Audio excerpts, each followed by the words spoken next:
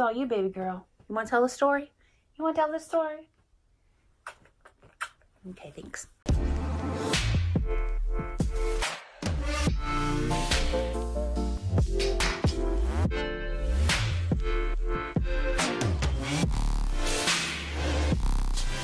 Hey everyone, welcome back to my channel. We have a special guest today. This is Stella. She just wants to be with her mom. I want to say thank you to everyone who watched my first video. If you haven't watched my first video, I will put the link in the description. Hopefully I'll have an outro that'll have it there. So today I'm going to be telling you about Dee Dee and Gypsy Rose Blanchard. Now this case is solved, just so you know, but yeah. Dee Dee Blanchard was born on May 3rd, 1967 in Chack Bay, Louisiana. She was born as Claudine Petra. That's what we're going with. As a child, she would occasionally engage in petty theft as retaliation for things not going her way. In her early adult life, before she gave birth to her daughter Gypsy Rose, she worked as a nurse's aide. Gypsy was born sometime in July of 1991. I could not find her actual birth date. She was born to Dee Dee, and her father was Rod Blanchard. Dee Dee was 24 at the time and Rod was 17. Shortly before the birth of Gypsy, Dee Dee and Rod separated, and despite the efforts of Dee Dee to get Rod to return, he did not, so she took newborn Gypsy to live with her family. Now let's talk about Gypsy's childhood. Rod recalls Dee Dee telling him she was convinced that Gypsy had sleep apnea at the age of 3 months old. Dee Dee began taking Gypsy to the hospital, where they had multiple overnight stays and sleep studies done. These studies showed no sign of this condition. Nevertheless, Dee Dee persisted. At about 7 or 8 years old, Gypsy was riding on her grandfather's motorcycle with him when he had a minor accident. Gypsy had an abrasion on her knee, like a small cut, probably something that just needs stitched up. But Dee Dee said that this injury would require multiple surgeries to treat properly, and from then on, Gypsy would be confined to a wheelchair for the rest of her life. Sometime around this age as well, Gypsy had stopped going to public school and started being homeschooled by Dee Dee. According to Dee Dee, the illnesses that she had were just too severe for her to actually make it in public school, and she had mental retardation. I put that in quotes because I hate that term. I went to school for psychology. No. But I have to say it for this case because that's how they explained it. At some point, Dee Dee and Gypsy moved to some public housing in Slidell, Louisiana. Dee Dee had been granted public assistance for Gypsy's medical conditions, and they spent the most of their time visiting various specialists seeking treatment for the illnesses that Gypsy suffered from. At this point, Dee Dee told doctors that Gypsy had seizures every few months. Several surgeries were performed on her at this time, and then she was given anti-seizure medication. She was also regularly visiting the emergency room for minor ailments. So fast forward to 2005, Hurricane Katrina hit, and Dee Dee and Gypsy Rose lost everything. Their apartment, everything. So Gypsy's medical records were gone. Her birth certificate was gone. Their apartment in ruins and went to a shelter. I really couldn't figure this out. This is just something that I read. A doctor had suggested they relocate to Missouri, and the next month they were flown there. So I don't know who told them to relocate to Missouri. This is just what I read. So I'm putting that in there. 2005, Hurricane Katrina hits. They moved to a shelter. Somebody told them to relocate to Missouri. So they did the next month. Missouri bound. They shortly rented a home in Aurora, Missouri, and then in 2008, they moved into a home that Habitat for Humanity built for them on West Volunteer Way in Springfield, Missouri.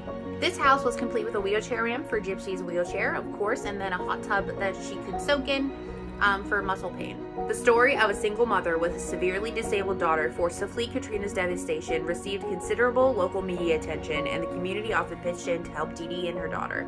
The outpouring of support also included an immense amount of charitable contributions. They had gone to Disney World a few times. While in Louisiana, they frequently stayed at the Ronald McDonald House during medical appointments. In Missouri, they received free flights to see doctors in Kansas City, free trips to Disney World, and backstage passes to Miranda Lambert through the Make-A-Wish Foundation. Those who met Gypsy were charmed by her. She was 5 foot tall, nearly a toothless mouth, large glasses, and a high-pitched childlike voice. Now that we're into Gypsy's teenage years, we're going to talk about what medical conditions she had. We're going to go over the list.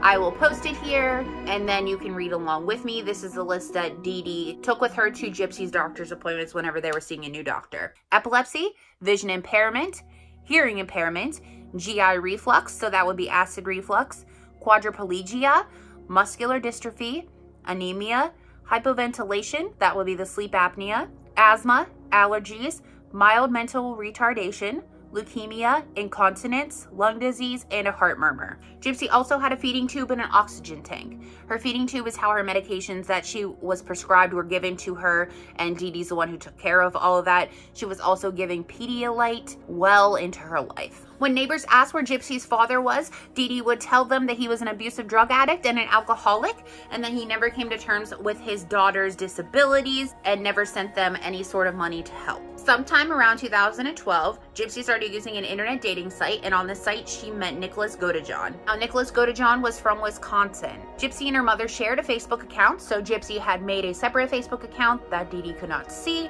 and this is how she kept in contact with Godejohn. In 2014, Gypsy confided to a neighbor that she and Godejohn had been discussing elopement and then had discussed their potential children's names as well. The neighbor had considered Gypsy's plans as fantasies and dreams, since Gypsy at the time was so young and so sick. The next year, Gypsy had arranged and paid for Godejohn to meet her mother in Springfield. So what they did was, she didn't actually have him come to the house. They planned to meet up at a movie theater, both dressed in costume, kind of an organic way to meet, and then that's how they went and did it. The plan was for him to just bump into her and her mother while at the movie theater, strike up a conversation, and then she would introduce Dee Dee to Godejohn from there. Godejohn says that as soon as the couple met up for the first time, Gypsy took him into the bathroom where they engaged in explicit content. I'm not saying what it is because I'm not getting demonetized before I even get monetized.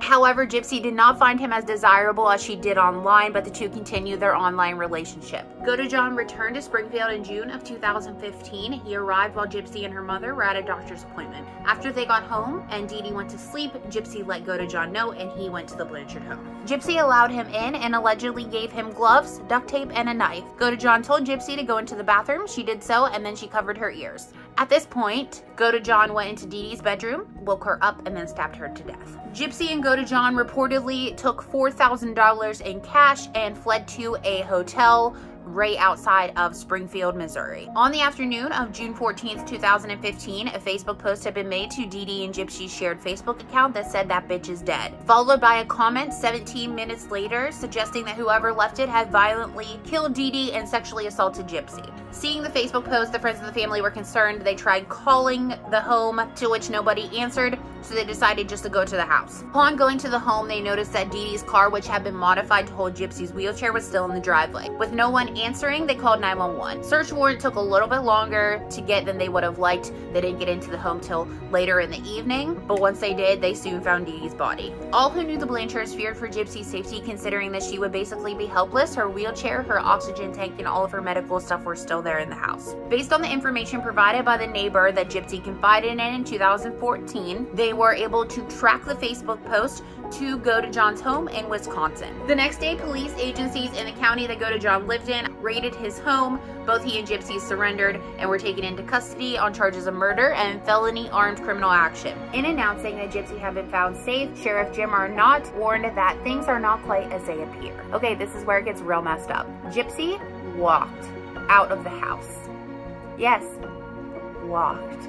She told police she was 19, but in reality at the time she was 23. Her birth certificate had actually been at Rod's house the entire time. She did not know that she was 23 years old. She really thought she was 19. It is believed that Dee Dee had Munchausen syndrome by proxy. If you don't know what Munchausen syndrome is, I will explain it to you right now. Munchausen syndrome is a factitious disorder wherein those affected feign disease, illness, or psychological trauma to draw attention, sympathy, or reassurance to themselves. So Munchausen's by proxy is where you do it to somebody else. This is usually a mother to daughter type of thing. Dee Dee had basically been forcing her daughter to be sick. Gypsy didn't even know that she wasn't ill. She said the only thing that she knew the entire time to be true was that she could actually walk. So Dee Dee had subjected her daughter to unnecessary surgeries and medications that were not supposed to be given to her. She controlled her through psychological and physical abuse. So if you see photos of them together, I will make sure one's posted right here. They are always holding hands. So doctors did not know how much of what was happening. There are a couple of doctors who claimed they could tell something was going on,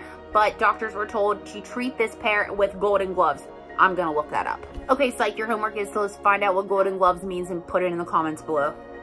On to the trials. Gypsy's lawyers used the defense of child abuse and managed to get a plea bargain of 10 years in prison. She is currently serving her sentence, and I'll discuss that in a little bit. Godejohn had faced the more severe charge as prosecutors contend that he initiated the murder plot, even though he states that Gypsy told him to kill her mother. Both he and Gypsy agreed that he was the one to actually kill Dee Dee. At Godejohn's trial that actually just happened in November, the lawyers pointed to the fact that he has autism and then stated that Gypsy had formulated the crime and Godejohn was love-struck and did what she asked him to do. Gypsy did testify at the trial and stated that she suggested that he killed Dee Dee. After 4 days, the jury deliberated. They found Godejohn guilty of first-degree murder. He will be sentenced next month, as in February. So this is coming up very soon. Keep your eyes peeled for this. Now, let's get back to Gypsy's father. This was also a lie that Dee Dee had constructed. Rod actually had made attempts to see Gypsy on multiple occasions, and Dee Dee always made an excuse as to why he couldn't. Rod also states that he tried calling Gypsy on her 18th birthday, and Dee Dee told him to not mention her being 18 because she didn't know that she was 18 at the time. Rod states that he thinks Dee Dee's problem was that she just started this web of lies and there was no escaping it after. Rod had remarried and now has a very good relationship with his daughter, as does his wife. Gypsy had said that she never once blamed him and never will blame him for what Dee Dee had done to her. Gypsy is now serving her sentence in a Missouri Correctional Institute. I will not say what the name of that is. You can probably find it, but I'm not going to on here. She told a reporter that she had looked up Munchausen syndrome by proxy on her prison computer, and her mother had every symptom. She thinks she would have been the perfect mom for someone that's actually sick. Whenever Gypsy would say something that either suggested she was not really sick or seemed above her mental capabilities, she recalls her mother giving her a very tight hand squeeze. Gypsy stated that she believed Dee Dee's claim that she had cancer, which led her to agree to multiple head shavings because Dee Dee said that her hair was going to fall out anyway, so she might as well shave it off. Gypsy accepts that she committed a crime and that she has to live with the consequences. But she said, this is quote verbatim, "I feel I'm freer now in prison than living with my mom because now I'm just allowed to live like a normal woman." Alright, that's it for this case. Let me know what you guys think. Please like and subscribe, and I will see you in the next one. Bye!